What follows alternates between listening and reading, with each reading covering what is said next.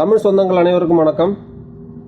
முதலமைச்சர் ஸ்டாலின் பெண்களின் பாதுகாப்பு அரண் அப்படின்னு சொல்லிட்டு திமுக அமைச்சர் கீதா ஜெகன் பேட்டி கொடுத்துருக்குறாங்க. இல்லை, நான் தெரியாமல் கேட்குறேன், நீங்கள் கோமாவில் இருக்கீங்களா இல்லை தமிழ்நாட்டு மக்கள் கோமாவில் இருக்கிறாங்களா? ஏன்னு கேட்டிங்கன்னா, அண்ணா பல்கலைக்கழக மாணவி பாலியல் விவகாரம் நடந்து சரியாக ஒரு மாதம் கூட ஆகலை, அதுக்குள்ளே இந்த மாதிரி பேட்டி கொடுக்குதுங்க. இது சரியா? இது நீங்கள் பெண்களுக்கு பண்ணுற துரோகம் இல்லையா? பாலியல் வன்முணர்வு செஞ்சவங்களுக்கு தண்டனை வாங்கி கொடுக்கறது பாதுகாப்பு அரண் கிடையாது. அந்த மாதிரி கொடுமைகள் நடக்காமல் தடுக்கணும். அதுக்கு என்ன வழிமுறைகளோ அந்த சட்டத்தை கொண்டு வந்து அதை நடைமுறைப்படுத்தணும். அதுதான் பாதுகாப்பு அரண்.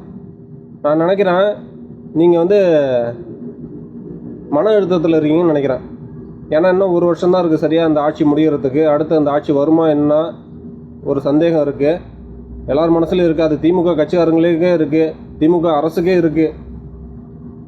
அதுக்கப்புறம் இந்த கமிஷன் லஞ்சம் இதெல்லாம் வாங்க முடியாது. அதனால் நீங்கள் கொஞ்சம் மன அழுத்தத்தில் இருக்கீங்க. போய் நல்ல மனநல மருத்துவராக பாருங்கள். அதுதான் என்னோட ஒரு சிறந்த வேண்டுகோள். தமிழ் வாழ்க, தமிழ் தேசியம் வெல்க.